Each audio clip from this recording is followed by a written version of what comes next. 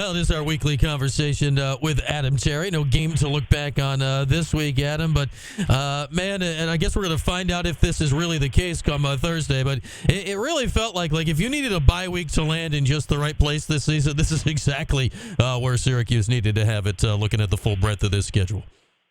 It is. You're coming off of 4 wins, and then you back that up with 3 losses, and this is the culmination of this is who Syracuse football is going to be this year over these next 5 games. So you like the opportunity to go down to Lane Stadium and play Virginia Tech down in Blacksburg, but you're going to have to be able to run the football in a loud stadium like that. But throughout this time, Virginia Tech's becoming a little bit more stingy on the run. So let's hope that LaQuinn Allen had a great week and Garrett Schrader had a good week to recover, and that offensive line is back to full strength, and we'll see. We'll roll the dice. Yeah, you look at this whole thing, and we'll see how the recoveries have gone, I guess, when they get on the field on Thursday. And obviously the quality of opposition changes, as you mentioned, though Virginia Tech looking a little better than they did early on in the season. How important, Adam, do you think this game is specifically to the idea of attacking these last 5 games?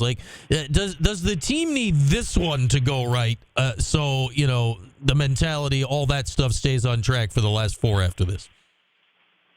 Well, I think the biggest thing is you're going to have to put up points. Win, lose, or draw on a game like this, you're going to have to show some offensive firepower, the ability to hold on to the football, and that is going to be key in order to keep everybody together going through the last, we'll call it another gauntlet of very winnable games.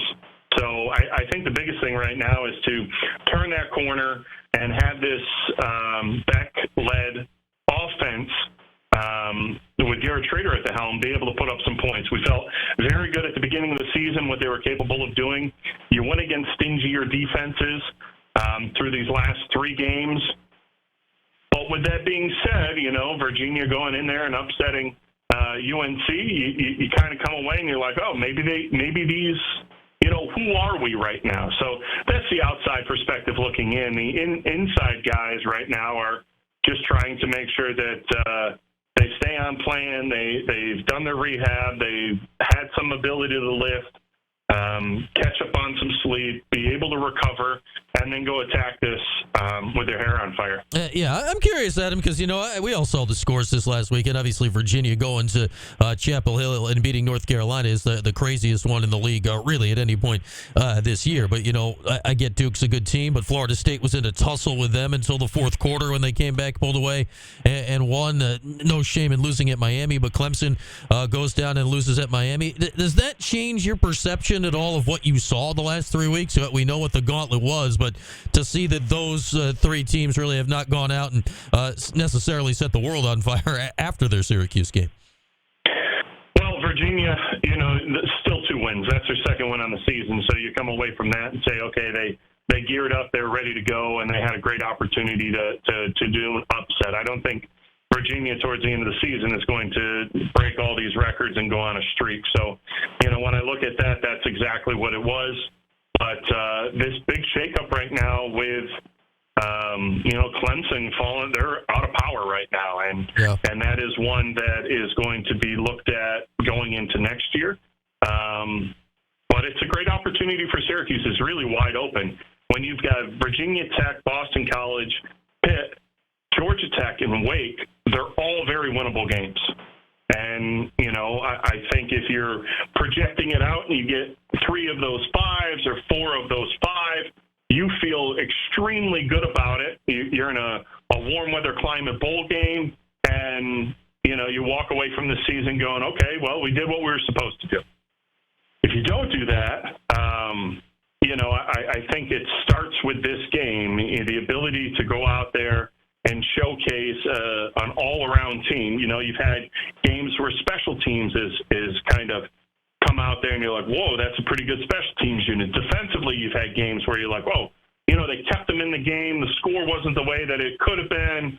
And then you've had these last 3 games with an inept offense, and you're like, at the beginning of the season, they were this. So I think really it's all 3 phases of the game. If Syracuse goes down to Lane Stadium and and plays all three phases of the game, you're going to have a great opportunity to come out with a win and really a double-digit win. But if you can't run the football against Virginia Tech and you're relegated to throwing it 40, 50, 60 times, that's not going to be, in my eyes, the best equation. Yeah, likely not. Obviously, LaQuinn Allen had a great game last time out, so hopefully that's a building block going forward. Adam Terry with us, our weekly Monday conversation. We're getting ready for Cuse and VT down in Blacksburg on Thursday. And, Adam, you know how it is. This is just the way of the world in college sports. Like, if this game goes sideways or if, you get tripped up here at some point in the next couple, we all know the conversations that start happening around the head coach. Like, you went through that during your time here with Coach P toward the end. How distracting can that be in the locker room, or is that something that when you went through it, you guys were able to keep out of your mind when you were going out and playing those games? Well, I think from that perspective, when it was the Coach P era, and even when we dealt with it with Brian Billick when I was down with the Ravens, it's everybody's dialed into what they can do in order to make themselves better. Afterwards, I've gone and I've talked to some of the coaches that were fired during that Coach P era, and I remember looking at them. We had made a bowl game, and then going to see those guys at Universal Studios the next day, and they knew the writing was on the wall a little bit, and they were all dejected, sitting on the the benches, watching us all run around and enjoy it. So that's some of the business side of it. But I don't think that with this group, Dino's done such a great job of creating a family atmosphere and understanding the guys inside those four walls is all that really matters. And when you can go into a meeting and shut that out and really just focus on what you're supposed to be doing, that's when you have the biggest opportunity for success. So this is a scenario where, in my, looking at it as we do each week, this is the one that kind of shuts that conversation down with a win down in Blacksburg, and then it's, what type of bowl game can we get to?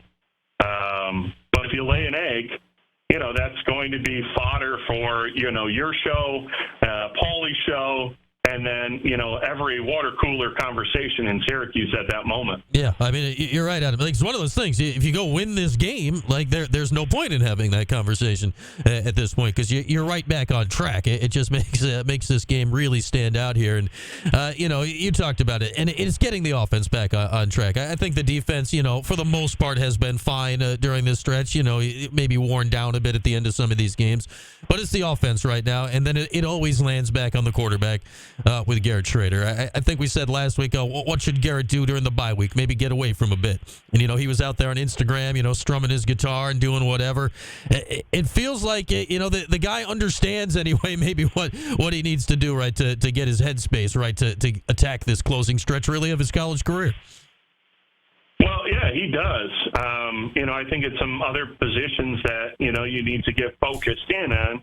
And when I mean that, it's just a scenario of, you can block well and you can throw the ball well, but if guys aren't getting open and getting separation, how much can you get done in the pass game? And, if there's breakdowns in fundamentals or assignments on the offensive line, how much can the quarterback be held accountable on something like that? So I think it's a unit that Garrett is the leader, but it is those subcategories, wide receiver positions, tight ends, running backs, O-line, they just have to come to a consensus. And then, Dino uses the kumbaya session all the time of, those are the conversations because they put it all out there. I think this past week is, put it all out there. Let's see what it is, and let's start correcting things that we can correct. Some of it's going to be, hey, we can't get a new guy for that position. So what are we going to do to help him? What are we going to do to cover him up? And those are the biggest things of schematics. How can we make sure that everybody is at their best? There were situations in my career where, you're going to go against a tough guy. You're going to need some chip help. And that was just how it was going to be. It didn't matter. I saw Jonathan Ogden once in a while get chip help from a guy that he was going against in Dwight Freeney. Those type of battles, those marquee things of a Florida State defensive end, a Clemson defensive end, those things happened. And I'm not saying that specifically needs to happen. I'm just saying in the context of football, there are times where you got to help a guy in a position out because he might not be as good as a guy he's playing against. Yeah. And I guess how many of those problems, Adam, do you think across the offense specifically are just going to get solved this week by it's not those three teams anymore? Like the fact that in theory it's going to be a little bit easier here the last 5 games. I'd like to say that is the case, but you've got a Virginia Tech team that they're fighting for their lives. They're doing the same thing. They're trying to come back. And when you look at what they did against Wake Forest, oh, by the way, they had a bye week, right? So let's throw that in there. They did. Against Wake Forest, they had them for 35 yards, on 31 attempts. So, they shut that run game down and, they shut the pass game down. So I think Virginia Tech has progressively gotten a little bit better. Mind you, when they beat Purdue, I was like, okay, hey, we can do pretty well against this. So I just am in a situation where, it's going to come down to each individual meeting room, address what they need to address, and fly into Roanoke, hop on that charter bus for a little while, get to Lane Stadium, and let it fly in front of a hostile environment. That's probably one of the most hostile places. And when I mean that, it's, you get stuff thrown at you, and, it's loud, it's rambunctious, and when Enter Sandman comes in, when that thing starts going, that stadium starts to shake a little bit. It's an environment that, yeah, we talk about the Clemsons, and we talk about, Florida State and Chief Osceola throwing that spear down. But when you go down to Lane Stadium, we were down there years ago playing against Frank Beamer and his team. That place gets rowdy, and I think that is one of the advantages that VTech has going into this week is you have to match the intensity off the bus.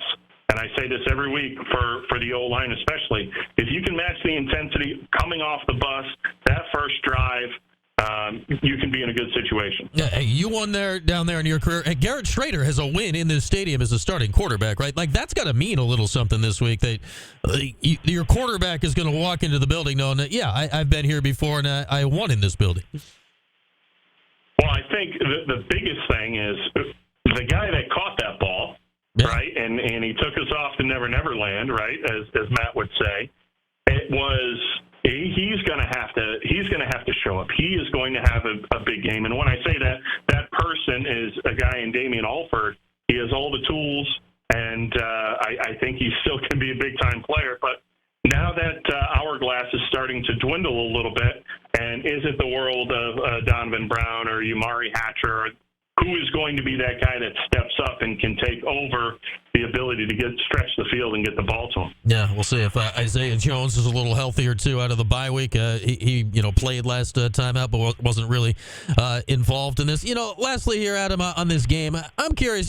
We saw LeQuint have a very nice game against Florida State. Any sense out of you that maybe you sort of not go full Sean Tucker on the game plan here, where it was just run all the time, but do you shift the game plan a little bit more from the pass game to Allen based on what he showed you down in Tallahassee?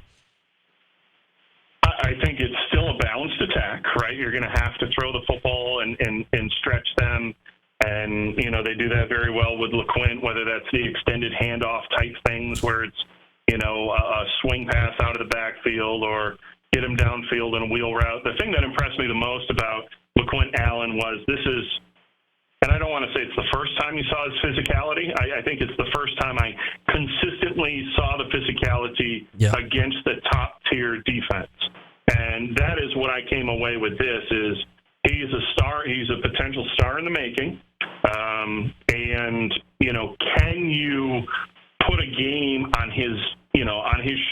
shoulders on him to say, hey, can we use you as the focal point, a la a guy like Sean Tucker, but then also use you as the decoy, and play action to get the ball down the field. That's kind of the next step for LaQuint Allen, because he's got all the tools. I love what you see.